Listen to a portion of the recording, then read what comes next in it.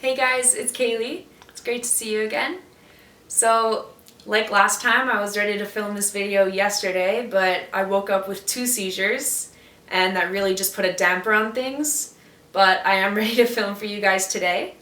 I have both seizures on film, but I'm only going to be showing you one clip. It's shortened because it is a little bit of a longer seizure. So if you don't like that, you guys can just fast forward like last time. The characteristics of the seizure were the same as the last video. You know, my windpipe was constricted a little bit by the muscles in my neck. I was arched backwards. My arms were going, as were my legs, and my eyes were fluttering. But, you know, that's just the life of an epileptic. You never know when a seizure's gonna strike. So in the last episode, we talked about what epilepsy was. And today I would like to talk about the very beginning of my journey in elementary school. So if you're a parent with a young child or you are a young child with epilepsy, I hope that this can be informative to you and hopefully offer you some comfort.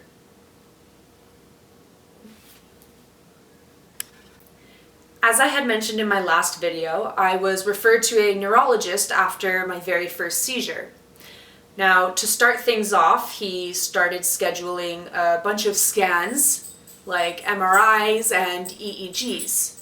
So while we were waiting for those tests and those scans, I needed to keep a very detailed diary. In it, I needed to include when I slept, how the sleep was, when and exactly what I ate, any physical activity I did, how I felt, did I have a headache, how bad it was, rating it on a scale of 1 to 10, and if I had a seizure, I needed to describe it as detailed as possible. And really, we were looking for patterns, any type of pattern that could help us figure out what was causing my seizures. In those days, my seizures would start off with what is often called an aura, but is actually a simple seizure. Now, my auras consisted of pins and needles in my arms, then my legs. My lips would go numb, my tongue would go numb, and then I would get auditory hallucinations. Auditory hallucinations are sounds that aren't there, but that you can hear. Now, in my case, my auditory hallucinations are just a roar of sounds, like walking into a school cafeteria. And on top of that, a song would be playing, almost like in the background, and on a loop. And I've heard this song before, and it's like deja vu. And to this day, I just can't put my finger on it. Now, my bigger, more convulsing seizures didn't start until a few years later. My seizures really impacted my schooling.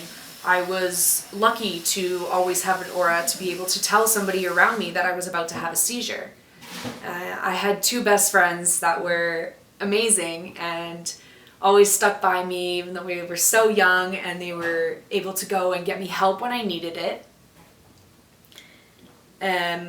When it came to bullying and being bugged about my issues, it never really came to that because I was quite big for my age.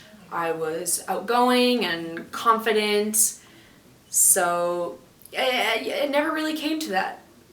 Although, to my knowledge, I was the only kid in school that had medical issues, so I did feel a little alone and a little bit like a freak.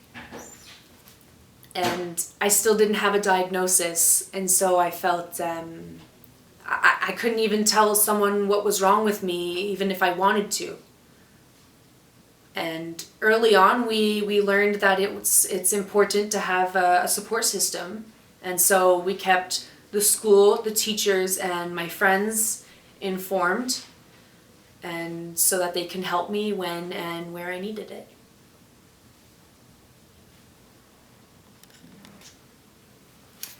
I missed quite a bit of school, sometimes because of the seizures I was having and sometimes because of the testing that I had to do.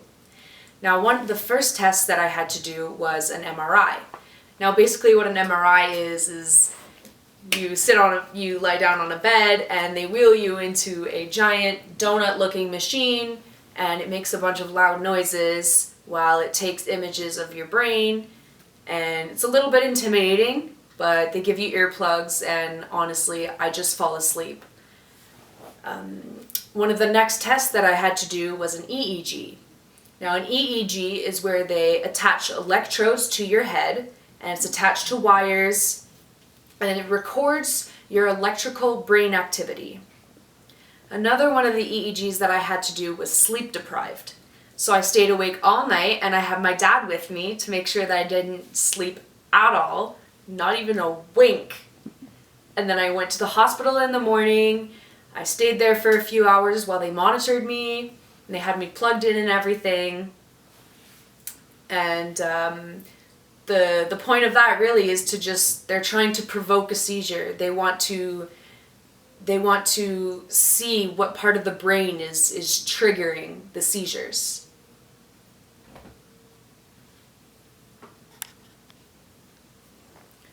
Through all the testing, we were never given an official diagnosis. And at one point, my dad expressed out loud how frustrating it was.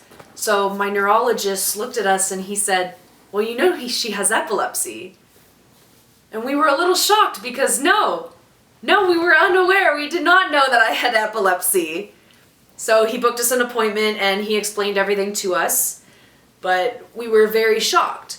Although it was such a huge relief to finally have a diagnosis. It was an enormous weight lifted off of not only my shoulders, but my family's as well, because they're going through this also.